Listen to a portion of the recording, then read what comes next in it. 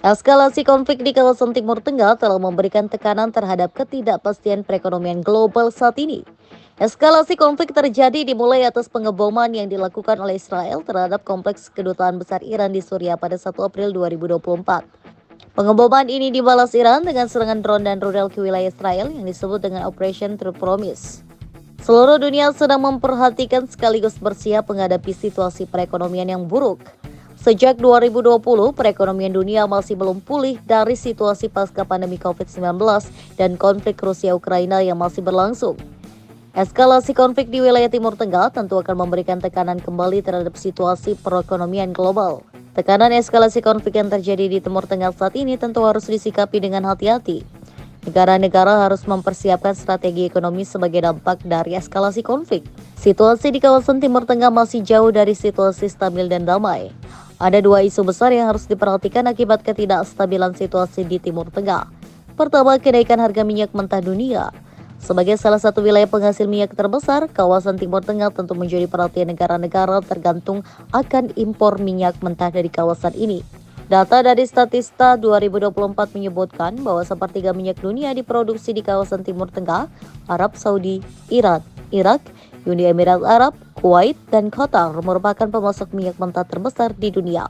Eskalasi yang terjadi akan memberikan tekanan terhadap harga minyak mentah dunia yang akan mengarah pada ancaman inflasi.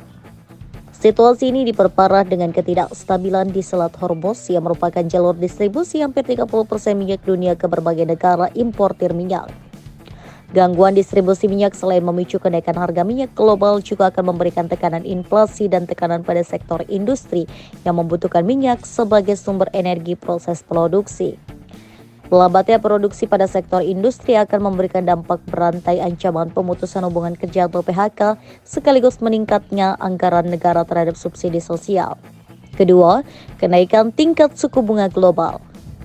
Ancaman inflasi global akibat kenaikan harga minyak mentah dunia dan produk komoditas menuntut bank sentral bersiasat menahan agar inflasi tetap terkendali.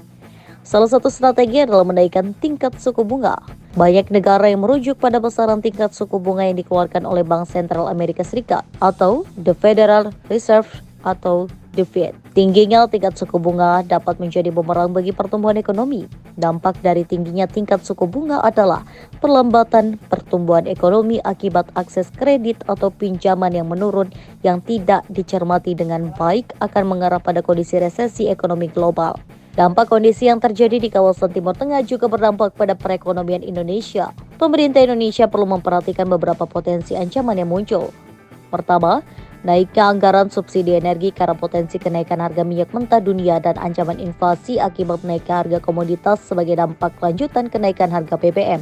Kenaikan harga minyak mentah dunia akan memberikan tekanan kepada pemerintah dalam besaran subsidi energi untuk menjaga harga jual BBM dalam negeri.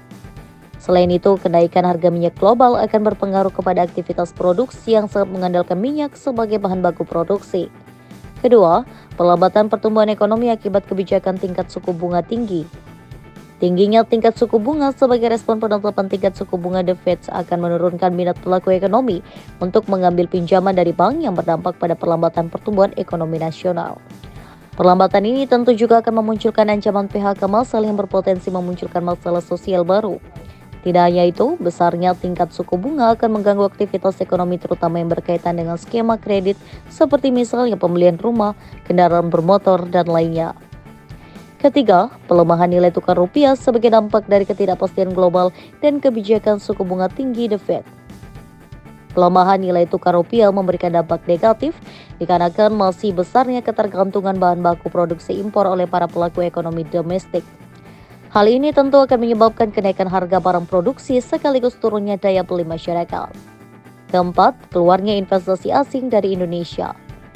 Konflik yang terjadi di kawasan Timur Tengah memunculkan ketidakpastian global yang pada akhirnya mendorong para investor global menanamkan investasi di investasi aman seperti pasar saham Amerika Serikat dan emas.